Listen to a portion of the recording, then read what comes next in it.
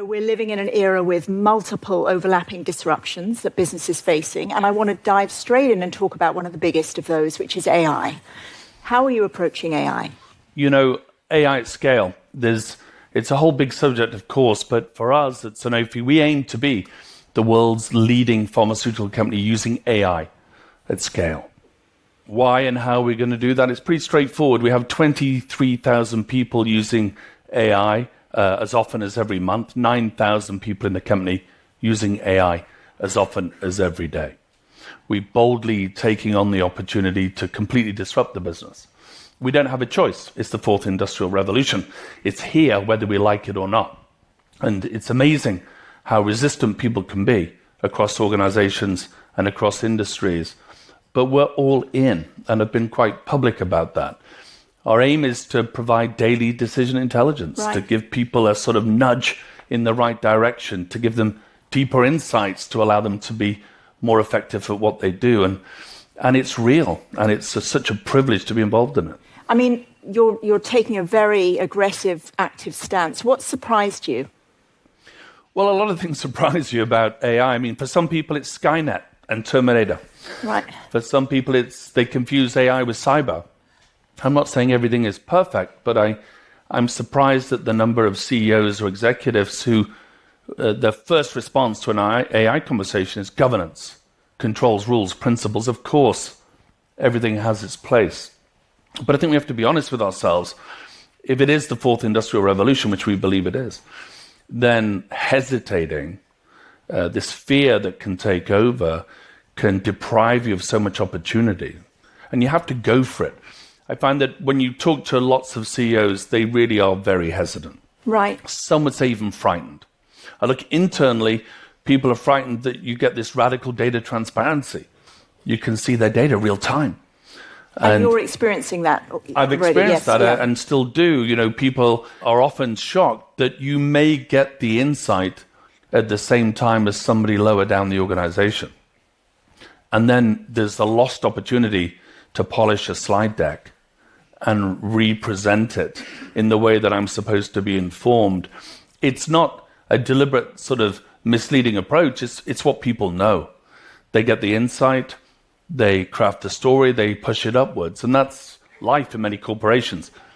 For us, we get the data. I get the same data at every level of the organization does. I get the insight exactly at the same time. Right. And then people say, Paul, don't look. The data is not 100% correct. We'll make it correct because the data's live. So if you really jump in and make it correct, it'll better reflect what you're doing, right?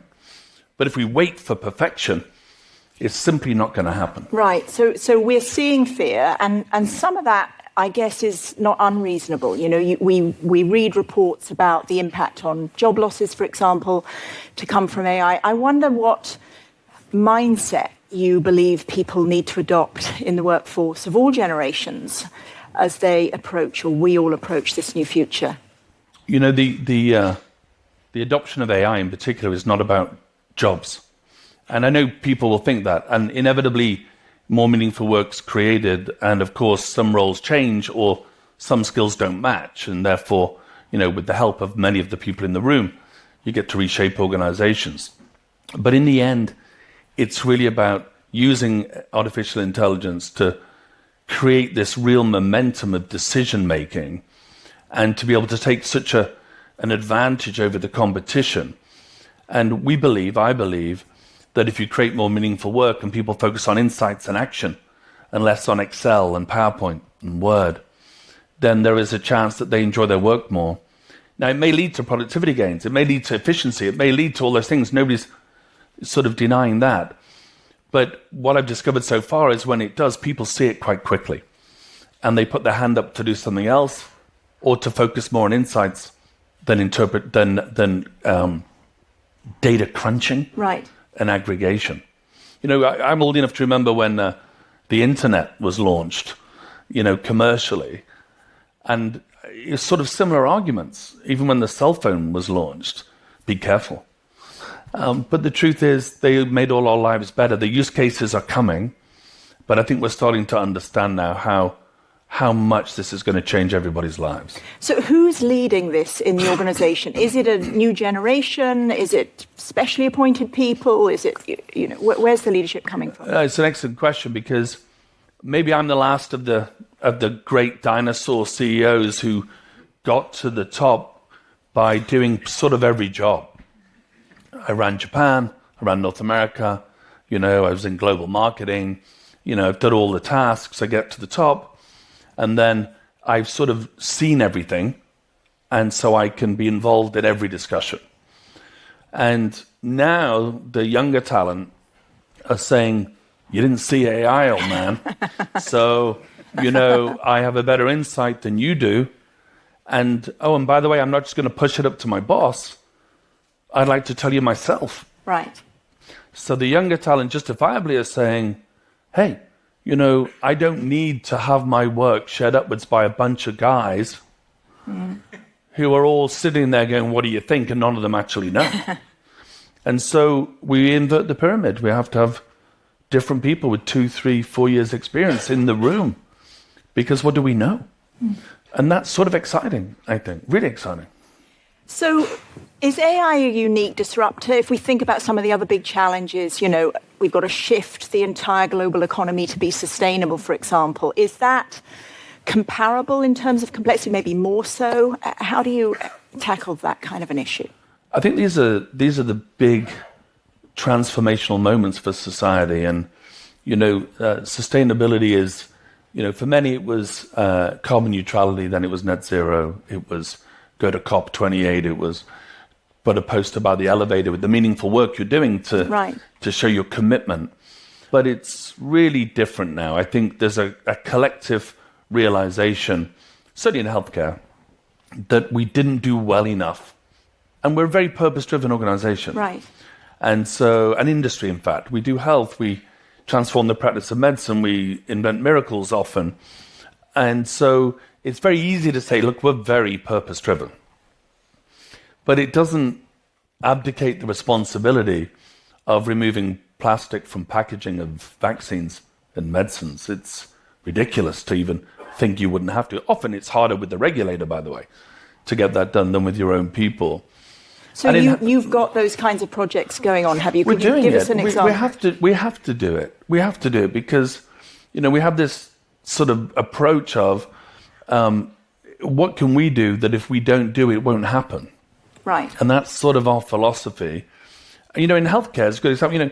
The healthcare, delivery of healthcare creates more carbon than the airline industry. And that's half of that, let's say 5%, half of that is making drugs, shipping them, doing different things. The other half is people driving to hospitals for an appointment in an overheated, overcooled healthcare practice too often without the use of a virtual hybrid delivery of healthcare. And it's the same as the airline industry. And, we feel, because we're in healthcare, we have this unique opportunity. If somebody's pre-diabetic, for example, and you coach them and they change their lifestyle and don't become a diabetic, that's the difference of them creating 16 tons of carbon as a normal adult, healthy, and 48 tons of carbon in their adult life if they become diabetic. That's a 3x. That's really meaningful. And if we don't step in and help, we just simply never get there. And we're doing a lot of work. I'm doing a lot of work with King Charles and the Sustainable Markets Initiative to get people to decarbonize the delivery of healthcare, because it's such a massive opportunity. And presumably you've got to collaborate in very different ways than in the past to do, you're talking about supply chains to deal with something like plastic. Are you seeing different kinds of skills from people in order to make those collaborations? Well, I think these functions and the sustainability groups, as said, have gone from a poster by the elevator to being very actively involved in a lot of work to do these things properly. And, it's not about a competitive advantage in Sanofi being better at wastewater management or renewable energy than Pfizer or AstraZeneca. That's not a competition. Right. The competition is us versus, destroying the planet. Right. So we work a lot together to do the right thing. I work with Novo Nordisk, AstraZeneca, GSK to try and work out ways to be kinder to the environment in the delivery of health. And it's the right thing to do, right? It's a shared responsibility, a collective responsibility. And we're talking here about big social challenges beyond any one business or industry or even country, with an expectation that business needs to step forward, I think partly driven by the fact that policy doesn't always work, and we're disappointed with leadership and disappointed with government. So there's a lot of finger pointing as to who's responsible and who can act on these big shifts. I wonder, how ambitious and bold do you feel CEOs should be about stepping forward and helping society through some of these mega transitions that we are faced with? You know, it's clear that companies are being pulled more into the conversation about individuals' values, and I think people who work in our company and old companies start to try and identify themselves, perhaps rightly, with the values of the company. And they're starting to have much higher expectations about the company they work for. And it can be on all the major social issues. You know, there's been so many difficult moments and tragic moments. I'm often written to by people from all over the world. You haven't declared which side you're on this important subject. Why not? And people want to know that you are fully vested and the company is behind them. To be clear, it's almost impossible to get everything right. The world is almost perfectly divided. You can pick an issue and half your employees will tell you we don't agree, and the other half will say, well done. And we're not used to that as CEOs. We're used to trying to find the right sort of moment to get the majority to say, I'm proud of my company. So you have to retreat a little bit and say, I'll spend my energy on making sure whatever the issue, that the people, 90,000 people in our case, get the very best chance to live their best version of themselves. It could be inclusion, right. It could be race, it could be many different things. It could be LGBTQ+. But whatever those issues that are being debated strongly or less strongly in different parts of the world, it matters to us that our people feel they can be the best version of themselves. So when people ask, what do you think about this and what do you think about that? I can have a personal opinion, but our organization, if you're looking to match your values with ours, is really about, we're in healthcare, we want you to have the best life possible. How can the company facilitate that in this sort of maelstrom of subjects? And we focus there. And I'm not saying we're perfect. I don't think any company really is perfect on this, but the expectation of our own employees to be able to set a standard on an issue and to see it through is real. And leading in these times is more complicated, I think, than perhaps it has been previously. So you're describing a world where the work of the CEO is changing very fast. Could you just sum up for us the role of a leader in this new era? Well, I took this role at the end of 2019 and thought I will roll through my 100-day plan and I will amble through getting around town halls across the world and shake a lot of hands and do a listening tour. And a pandemic dropped on us within a few weeks after that, and worked out of the kitchen not far from here. And the war, Russia-Ukraine, current war, Israel and Hamas, and mentioned the pandemic, China, US, the social issues. And I think what we realize is leading is, I think somebody described it as the perma-crisis, a sort of, a cadence of issues that just is relentless. Right. And you really have to have some resiliency leading now, I think.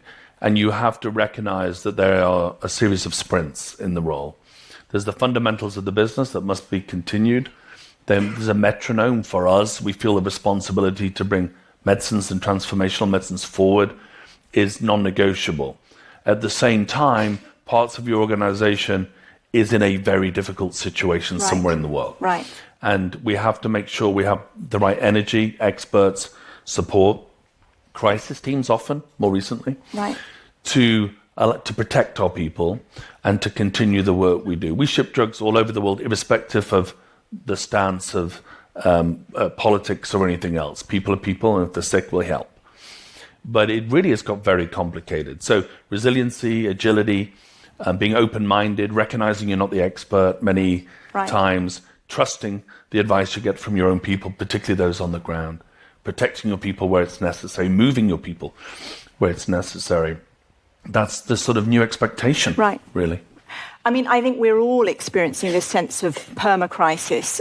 Just to finish, it would be great to just get a sense of what are you really excited about right now? Well, I'm incredibly excited. I touched on at the beginning about the use of artificial intelligence, particularly large language models, because I think it changes everything. It's got me questioning whether I can go back and look at medicines that didn't quite make it and wonder if we just didn't know enough with the data that we had to look deep enough. It can be, recently we just did this is a small example, but it's just fun, our engagement survey. We had 409,000 comments, 9 million words. And normally somebody would make a nice slide deck to tell me, the organization, Paul, is very engaged. Never been more engaged. How much more engaged? 0.1. Okay, good, thank you. Definitely improvement. And so I asked them to run the 409,000 comments through a large language model. 40 minutes later, it told me the 3 things that people love about the company and 3 things that people hate about the company. I didn't need a lot of external support, didn't need teams of people, and it was clear it was no hallucination because It was there right in front of me. And it made sense. And I shared them with people and they're like, yeah, that's us.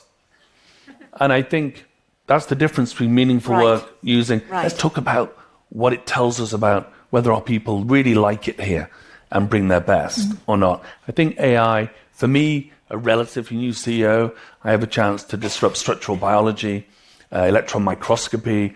I have a chance to invent medicines on undruggable targets that were never touched before. I have a chance to take away the sort of, I should put it, the heavy lifting, unglamorous work that people don't like doing. I have a chance to reinvent everything, to do it more efficiently, reinvest in R&D. And I have a chance to get ahead of the competition. While they're all worrying, we have governance. Right. But every step forward by us is a step of leaving behind those that are overly sensitive. And we're happy to share, but we can do incredible things for patients and for the people in the company by being more bold about stepping into the new world. Your passion is infectious. Thank you. Thank you very much, Paul. Great to be with you. Thank you.